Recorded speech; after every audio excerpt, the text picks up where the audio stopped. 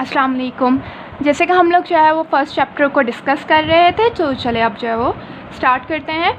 अब मिक्सचर जो है वो आगे हमारे पास यहाँ तक हम लोग डिस्कस कर चुके थे। अगर आप लोगों ने वो लेक्चर नहीं देखा तो जल्दी से जाए, पहले वो लेक्चर देख कर आए और उसके बाद जो है वो यहाँ से स्टार्ट करते हैं इस चैप्टर को।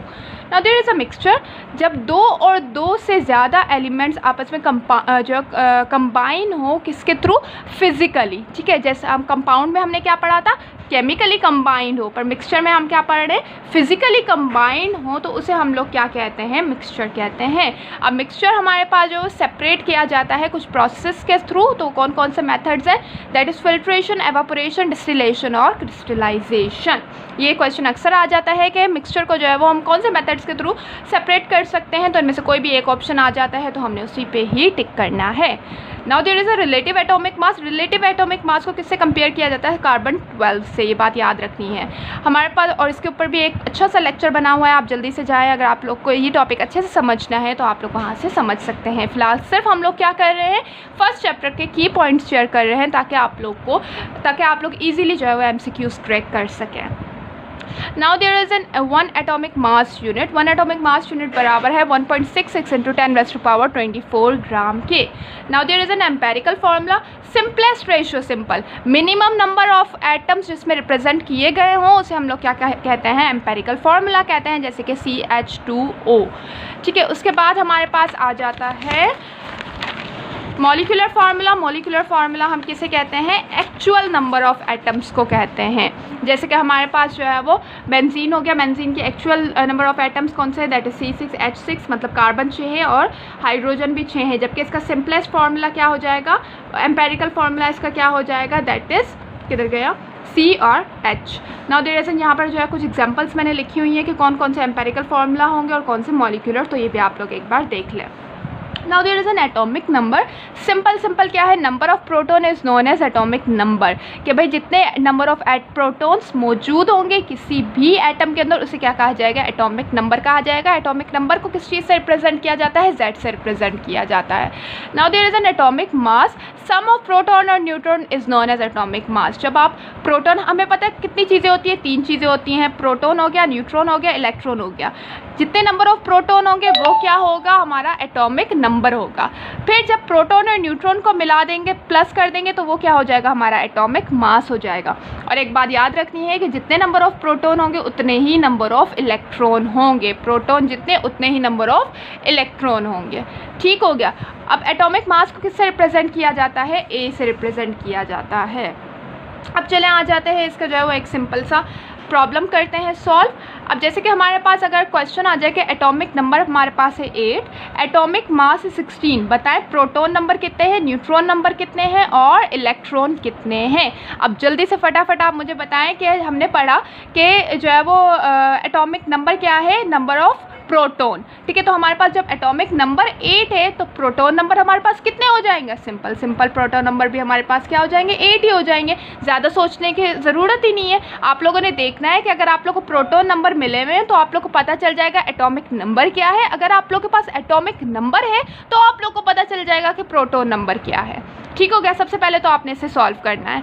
अब हमने पढ़ा एटॉमिक मास क्या है? सम ऑफ प्रोटॉन प्लस न्यूट्रॉन। अब हमारे पास, हम देखें कि हमारे पास जो है वो न्यूट्रॉन तो दिए ही नहीं हुए, सिर्फ हमारे पास क्या दिया गया? एटॉमिक मास दिया गया जो कि 16 है। अब 16 में से आप प्रोटॉन निकाल दें, प्रोटॉन हमें पता चल गए ना कितने हैं? 8। अब 16 में से आप 8 माइनस कर दें तो बाकी हमारे पास कितने बच जाएंगे? 8। तो वो 8 क्या होंगे? हमारे पास न्यूट्रॉन होंगे, सिंपल। तो न्यूट्रॉन हमारे पास कितने आ जाएंगे? 8। अब इलेक्ट्रॉन हमें कैसे पता चले? जैसे कि मैंने पहले ही आप लोग को बताया कि भाई जितने नंबर ऑफ प्रोटॉन होंगे उतने ही नंबर ऑफ इलेक्ट्रॉन होंगे। तो सिंपल प्रोटॉन हमारे पास कितने हैं? 8। तो इलेक्ट्रॉन भी हमारे पास क्या हो जाएंगे? 8 हो जाएंगे। तो इस तरह से हम इजीली फाइंड आउट कर सकते हैं। अगर हमें कोई भी 2 या 3 चीज़ें मिली हुई हैं और 2-3 चीज़ें हमें फाइंड करने के लिए दी जाएंगी तो हम इजीली फाइंड कर सकते हैं, ठीक हो गया। अब आ जाते हैं हमारे जो है वो नेक्स्ट टॉपिक के ऊपर, दैट इज़ आयंस। आयंस जो है वो हमारे पास क्या है? सिंपल कोई भी एटम या ग्रुप ऑफ एटम जिसके ऊपर चार्ज हो उसे हम क्या कहते हैं? आयन कहते हैं। अब वो चार्ज नेगेटिव भी हो सकती है, पॉजिटिव भी हो सकती है। नेगेटिव कब होगी? जब जो है वो कोई एटम इलेक्ट्रॉन गेन करे, जब उसके पास एक एक्स्ट्रा इलेक्ट्रॉन मौजूद होगा तो उसके ऊपर कौन सी साइन आ जाएगी, कौन सी चार्ज आ जाएगी, नेगेटिव। और जब एटम अपना इलेक्ट्रॉन लॉस कर देगा तो उसके ऊपर कौन सी चार्ज आ जाएगी, पॉजिटिव चार्ज आ जाएगी। नेगेटिव चार्ज को हम एनाइन कहते हैं और पॉजिटिव चार्ज को हम कैटाइन कहते हैं। ये बात याद रखनी है आप लोगों ने। Now there is a free radicals. Free radicals हम किसे कहते हैं कि भाई वो एटम और ग्रुप ऑफ एटम जिसके पास अनपेयर्ड नंबर ऑफ इलेक्ट्रॉन्स हो, क्या हो, अनपेयर्ड इलेक्ट्रॉन्स हो, पेयर में ना मौजूद हो, उन्हें हम क्या कहेंगे, फ्री रेडिकल्स कहेंगे। और फ्री रेडिकल्स को हम रिप्रेजेंट करते हैं डॉट के साथ। इस तरह से डॉट लगा हुआ होगा तो इसे हम लोग क्या कहते हैं, फ्री रेडिकल कहते हैं। Now there is an atomic mass of an element. जब हम एटॉमिक मास, किसी भी एलिमेंट के एटॉमिक मास को एक्सप्रेस करेंगे ग्राम में तो उसे जो है वो ग्राम एटॉमिक मास या फिर मोल कहा जाएगा। ठीक हो गया। देन उसके बाद जो है वो हमारे पास एक इक्वेशन दी गई है कि अगर हमारे पास, चले इसे भी सॉल्व करते हैं कि नंबर ऑफ़ मोल्स हम किस तरह से फाइंड करेंगे। कि भाई अगर आप लोग को आ जाए कि नंबर ऑफ़ मोल्स फाइंड करें, इस तरह का क्वेश्चन हो तो उसे आप लोग कैसे सॉल्व करेंगे। Calculate the number of moles in 40 gram of sodium. अब सबसे पहले आप लोगों ने देखना है कि आप लोग को गिवन मास क्या दिया गया है। गिवन मास आप लोग के पास क्या है, 40। अब हमें पता है कि सोडियम का मोलिकुलर मास हमारे पास क्या है, दैट इज़ 23। ठीक हो गया। तो सोडियम का हमारे पास एटॉमिक मास, मोलिकुलर मास क्या आ गया, 23। अब हमें फाइंड आउट क्या करने हैं, नंबर ऑफ मोल्स फाइंड कर रहे हैं। तो हमारे पास नंबर ऑफ मोल्स का क्या फॉर्मूला है, number of moles equal to known mass divided by molar mass.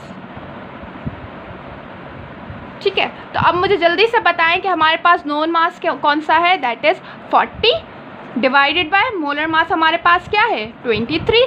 Simple in दोनों को डिवाइड कर दो, हमारे पास आंसर क्या आ जाएगा, 1.73। तो 1.73 हमारे पास क्या है, नंबर ऑफ मोल्स हैं। ठीक है। अगर आप लोग को कहा जाए नंबर ऑफ मोल्स फाइंड करें तो आप इस तरह से करेंगे। अगर आप लोग कहा जाए number of atoms find out करें तो उसका फॉर्मूला क्या है, एवोगैड्रो नंबर। एवोगैड्रो नंबर हमारे पास जो है वो कौन सा होता है, दैट इज 6.02 इंटू 10⁻23। ये बात याद रखनी है। एवोगैड्रो नंबर हमारे पास क्या है, 6.02 इंटू 10⁻23। उसे मल्टीप्लाई कर दें मास जो है वो गिवन मास के साथ और फिर उसे डिवाइड कर दीजिएगा एटॉमिक मास के साथ। सिंपली हमारे पास क्या है, यही फॉर्मूला। इसके साथ आप लोग मल्टीप्लिकेशन में एवोगैड्रो नंबर लगा दें तो वो हमारे पास फॉर्मूला बच जाएगा किसका, नंबर ऑफ एटम का। अगर नंबर ऑफ मोल्स कहें तो इस तरह से इस फॉर्मूले के थ्रू फाइंड करेंगे, अगर नंबर ऑफ एटम कहें तो इस फॉर्मूले के थ्रू फाइंड आउट करेंगे। ठीक हो गया। उसके बाद अगर आप लोग को अभी भी ये मोल समझ नहीं आया तो मोल के ऊपर भी एक अच्छी सी वीडियो बनी हुई है, आप जाएं और जल्दी से उसे देखें। Now there is 1 gram of mole of any gas. अब 1 ग्राम मोल किसी भी गैस का एट स्टैंडर्ड टेम्परेचर और प्रेशर पे ऑक्यूपाई करता है 22.4 dm³ वॉल्यूम। ठीक हो गया। यहाँ पर फर्स्ट चैप्टर हमारा ख़त्म होता है। अब जल्दी से शेयर करते हैं इससे रिलेटेड ढेर सारे MCQs।